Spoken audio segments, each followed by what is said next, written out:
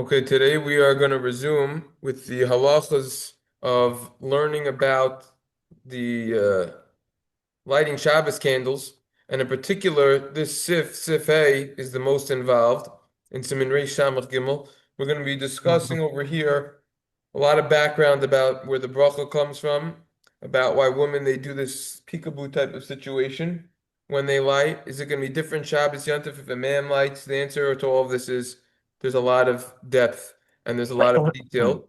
So we are going to start today with the Shulchan Aruch, who says, "Kishiyadlik Yevorech," when a person lights the Shabbos candles, he recites the bracha, and you can see the Ber Hagola, he gives a lot of sources for this in Rishonim that there's a bracha, aka around 1,000 years ago, but not from the Gemara itself. Gemara itself doesn't say to recite a bracha. But we'll learn all about this. Kishiyadlik Yevarach, when you light the Shabbos candle, or we're going to discuss also Yontif, but right now we're dealing just with Shabbos. You recite the bracha, Baruch Hashem, Elokeinu melech haolam asher kiddush hamzav v'tzivanu lahadlik ner shel Shabbos. Right?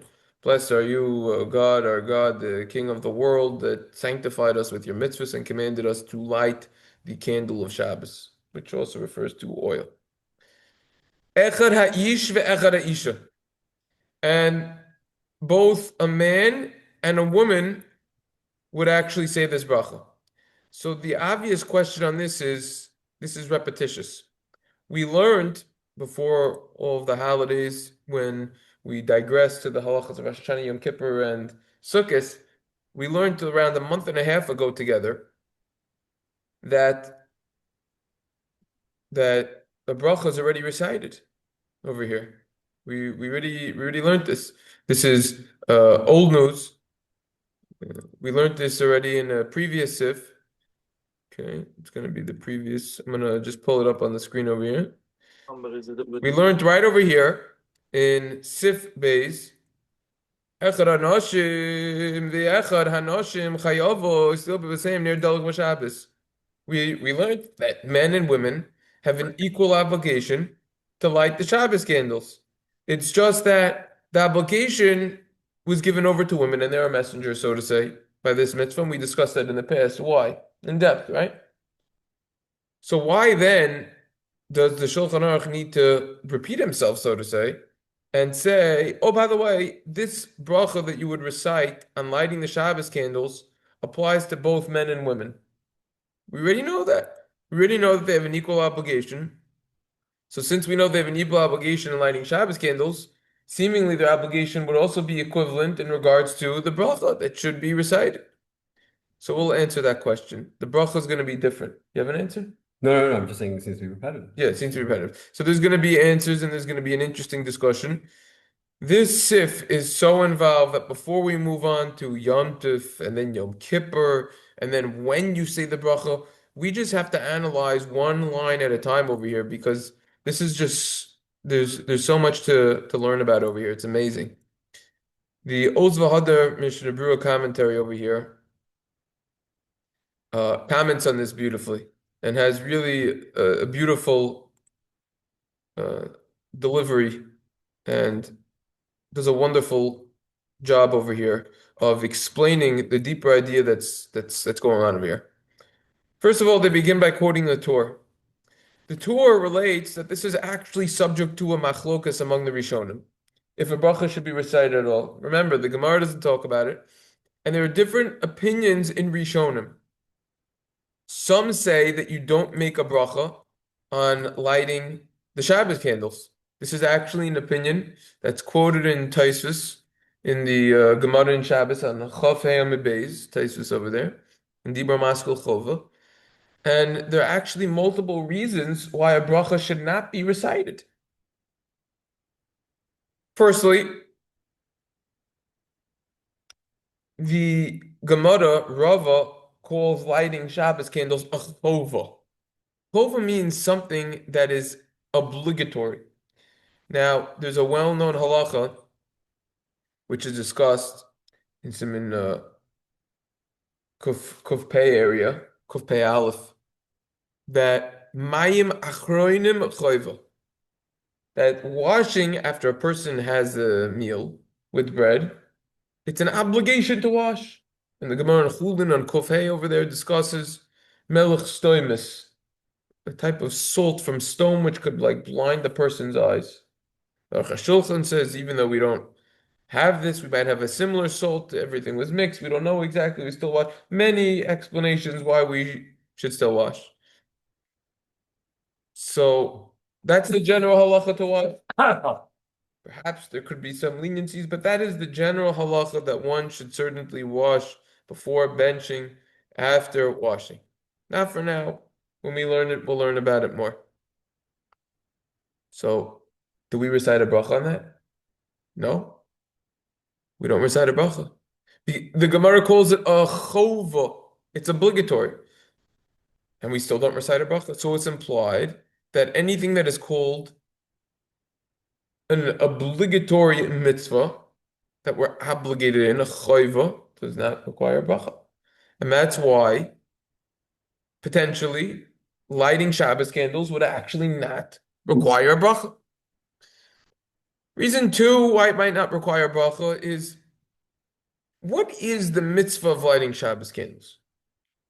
As we already learned yesterday, if a candle was already lit, and it was lit in honor of Shabbos, you had Shabbos in mind, technically speaking, you don't need to extinguish it and return and then rekindle it. And you don't need to light another candle, like we learned in yesterday's session on the previous Sif, on Sif Dalit. And the Ber Halacha, which we forgot to mention yesterday, specifically says that this is if this is referring to if it was lit after Plag HaMincha. If it was lit after Plag HaMincha for Shabbos, even if you didn't accept Shabbos then, it could still count as the Shabbos candles because you had in mind that it would count for the Shabbos candles. So we see from over here that you don't need to light another candle. So we see that the actual mitzvah is not in, this is getting a little detailed, what we would call lumdus. The mitzvah is not in the physical lighting, not in the etzem halakha. Rather, it's that something should be daluk, that something should be lit. Therefore, there wouldn't be a bracha.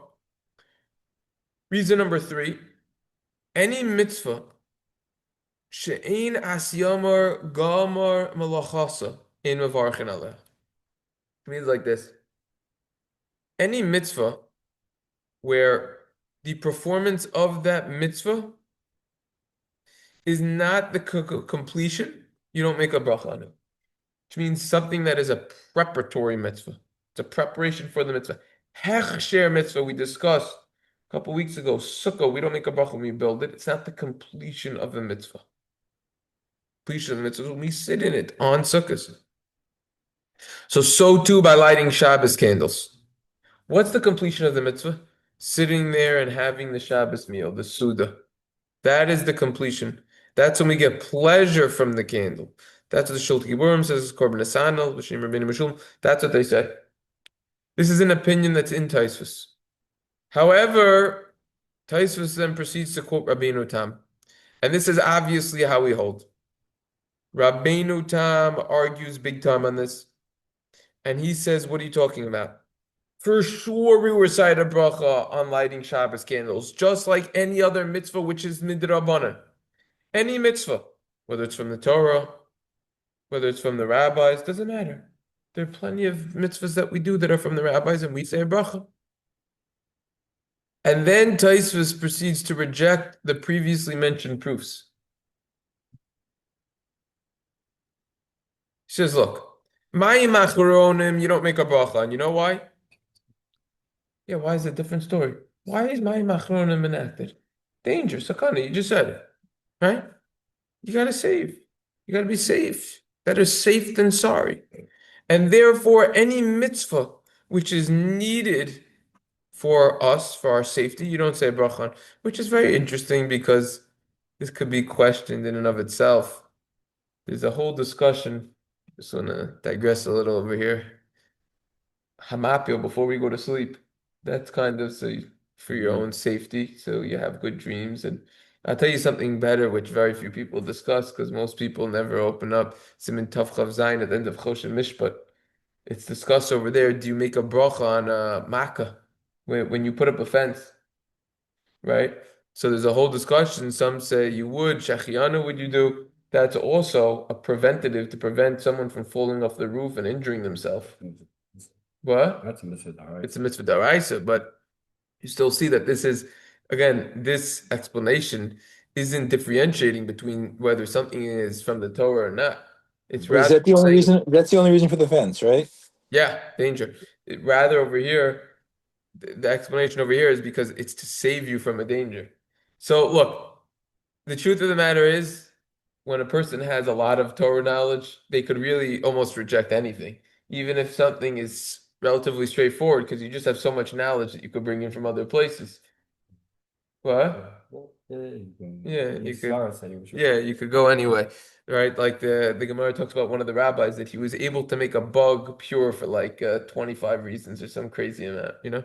So, anyways, so any mitzvah that is needed for people, you don't say a bracha on that.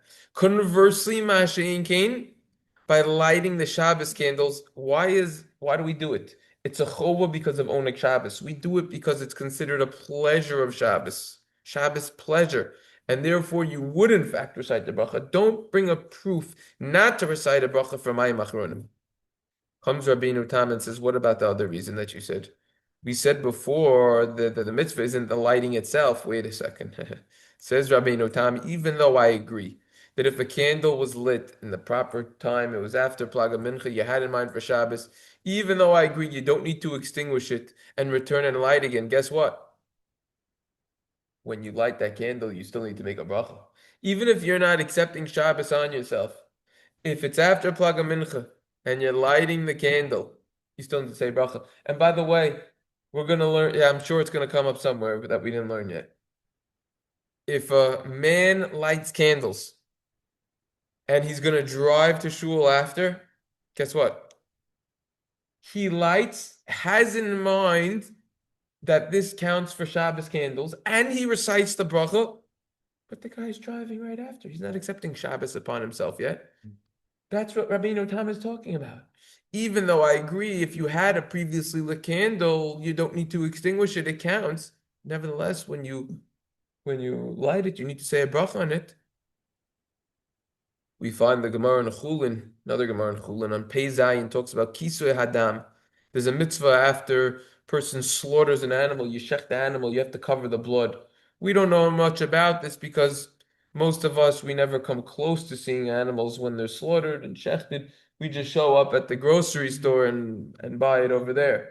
But if you don't get grossed out, it could be a good idea to take some time to go to a place where they see the shechita, where they do it, to see the process, to learn about it, ask the shaykhtim, the people who are doing the slaughtering, the butchers over there, the experts, ask them exactly details about it. Oh, teach me something if they're willing to, you know. Karos. What'd you say? If you go to some karos, they do the shechita there. Okay, I would assume most places they do it in a place that's designated for shechita. Could be, I can't. Okay, I'll take your word for it. I don't know about that, but the idea is that you go, learn about it, something to do. So this is saying that what?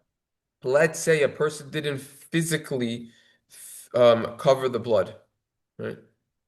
Let's say the wind covered the blood. It caused some dirt to go on the blood, whatever it is.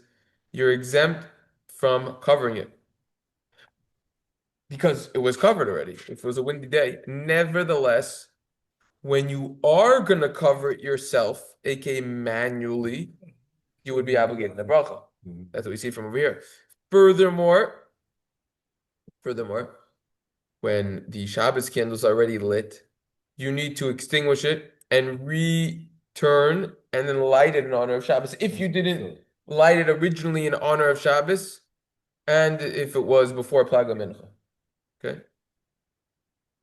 What about the number 3, that it's not the completion of the mitzvah? How could you say a bracha on it? Well, Rabbeinu Tam would answer to that one that immediately when you light, guess what? That's the completion of the mitzvah, right? That's the completion of the mitzvah of lighting Shabbos candles. So therefore, that's why you would recite a bracha. Now, this we already discussed a while ago when we learned Simid Reish Mem Beis. We might as well just learn about it over here. It's in another footnote. Be good to review for us. Why don't we recite a bracha on the food that we eat on Shabbos? A special bracha. Baruch atah Hashem Elokeinu melech haolam asher kedishanu b'mitzvosav v'tzivanu la'aneg es haShabbos, something like that. Why don't we have a bracha for Oneg Shabbos? We're eating delicious food. Every single time we have a mitzvah, we always recite a bracha. If it's a positive mitzvah, if it's an active mitzvah, and if we don't recite a bracha, we always have to ask why. Whether a mitzvah is from the Torah or not. We always have to ask why. So we already learned about this, multiple answers. Who remembers some answers? Anyone? With no limit, and you don't make a bracha. Low limit, Kiddush counts, as covers it. We saw a few answers. Let's see what they say over here. The explanation is that since it's not an enactment to enjoy eating on Shabbos a specific food item, therefore you don't recite a bracha. Meaning, for example, let's say the Seder, right? We say a special bracha on matzah, on maror, because it's a specific item, on karpas. Over here, there's no specific item. It's a free-for-all. You could have whatever you want, technically speaking. Now, we learned about in the past how the custom is to have certain food items, but at the end of the day, person wants sushi, Chinese, they can have whatever they want. Technically speaking, they can have whatever they want. If you enjoy it, go for it. Answer number 2, we're covered. The potential bracha on Oneg Shabbos that we would need to recite, guess what? The bracha that we recite on the Shabbos candles fulfills our obligation. So we're already covered from that.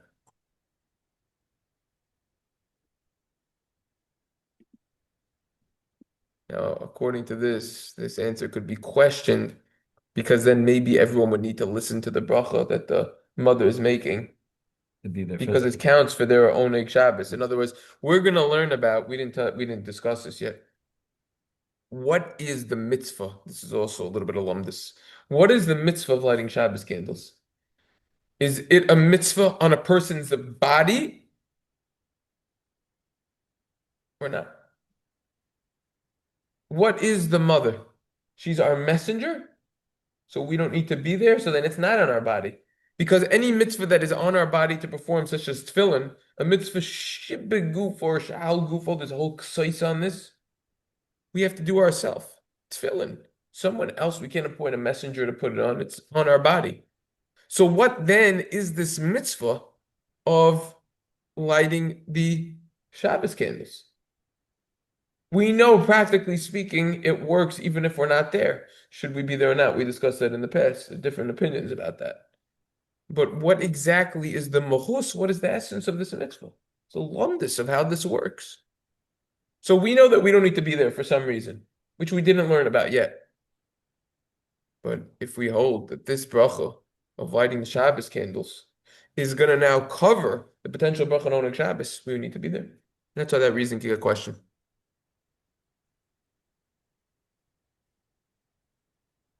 This reason 3 is harder to understand. We don't make a bracha on a pleasure, just like we don't make a bracha on bia.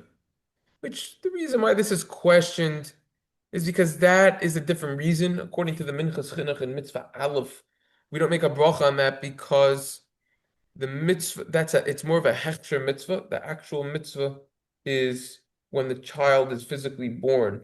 That's the mitzvah of Puruvu. And you can't make a bracha then because it's basically happening automatically. So that's according to the Minchas Chinuch. Others say that's not true, but that's the Minchas Chinuch, and that itself could be questioned. And then here it is. It's exactly what I said before. I think that this is a great answer. This bracha that we would potentially need to make on Oneg Shabbos, you're covered with the bracha, with the kiddush, with the hamotzi. It's all in there. It covers it. Right? Just like on the actual meal on Shabbos or Yontif, on the Suda, we don't say a bracha.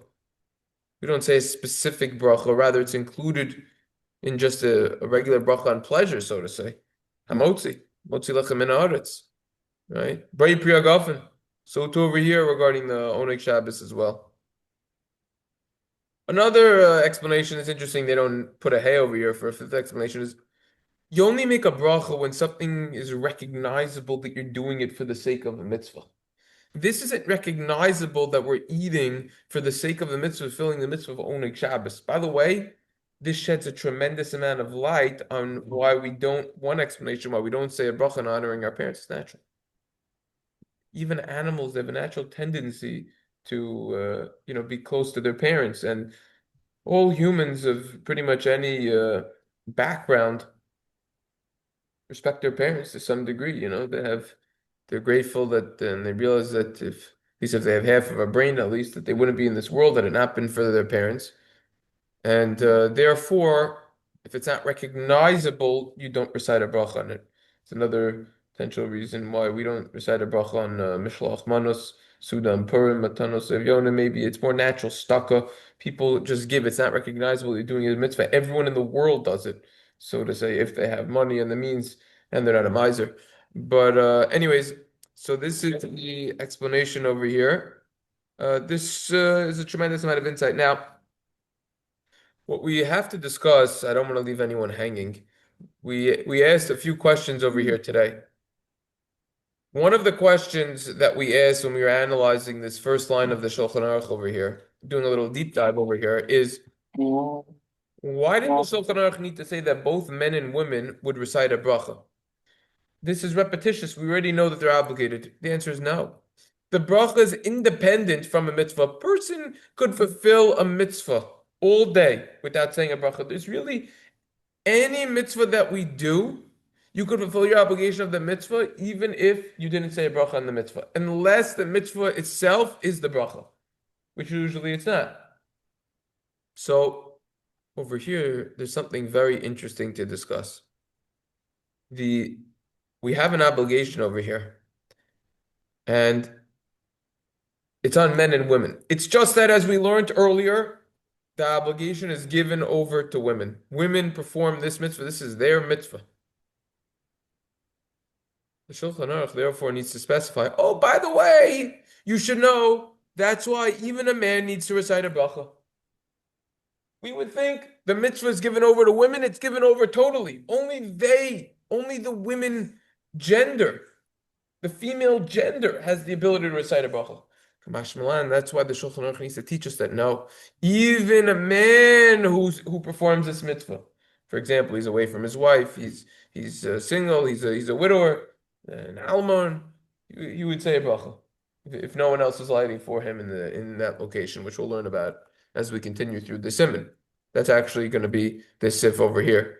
We're actually going to see what the word Purim means over here, or bacher. We'll see about that when we get to the next sif. So Yeah, Sif Bays is just talking about general obligation. General obligation. Here we're talking about the bracha itself, even a man has to say. Correct. And we would have thought because of sif gimel, since the obligation is given over to them for multiple reasons, we don't come ashman, we do. Right. Comes along. So then why do you need to say women? Oh, and by the way, women need to say bracha. Why would you think not? This is our mitzvah. You know why you would think not? Very simple. Comes along the Shilos and Chuvas, Harsvi and Simon Kuf Mem. The Shulchan Aruch over here is teaching us a tremendous chiddush, a big insight. We would have thought Havamino that since lighting Shabbos candles is a mitzvah, man grama, it's a time-bound mitzvah. Women aren't obligated. Hamash Malan. That's why the chiddush of the Shulchan Aruch is that no, they would still recite a bracha on it. By the way, let's remind ourselves. Oh, wait a second. But we already learned in Siv Beis that they're obligated. No. We would have only thought that they're obligated in the actual mitzvah. However, since the bracha is a different story, it's a mitzvah of atma, so to say. The bracha is an independent mitzvah. We would say that they would be exempt. And they wouldn't say the bracha, and they wouldn't be allowed to say the bracha. And it's a time-bound mitzvah. Kamash Malan. That's why the Shulchan Aruch needs to teach us that now they are obligated. And by the way, let's just remind ourselves, wait a second. Why don't take anything for granted? Why are women obligated? Why do we learn this? Yeah. Tzalcha v'shamar. They're obligated in all of Hilchos Shabbos. The question is, but this is before Shabbos, right? So if we go back to Siv Beis over here, we said we learned about that over there. This is included in Oneg Shabbos. This is kind of part of Shabbos. You're benefiting from it on Shabbos itself, and women are obligated in it. So this is basically some background information behind why about the brachas. This is some nice ideas why where it comes from, why we say brachas on it, why there is an actual bracha, maybe some reasons why we shouldn't say a bracha, what we learned about, why men and women would both recite the bracha. That's basically what we learned about in today's session. That's basically what it is. So, and also why we don't say bracha on Oneg Shabbos on Shabbos. So, Mirza Hashem, next time we will continue with this sif, and this is the type of sif that they say the Chazal says Divrei Torah, Aniyim b'makom echad v'ashirim b'makom acher. Some places Torah, so to say, is poor, meaning it's straightforward. There's not that much to look into. It's not as enjoyable. Some places very wealthy.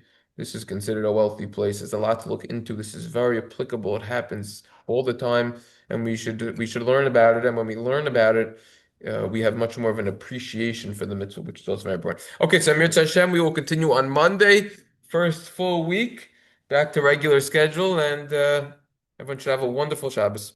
All right, man. All right. All right, have a good Shabbos. Keep it a good Shabbos. Sure. All right. Sure.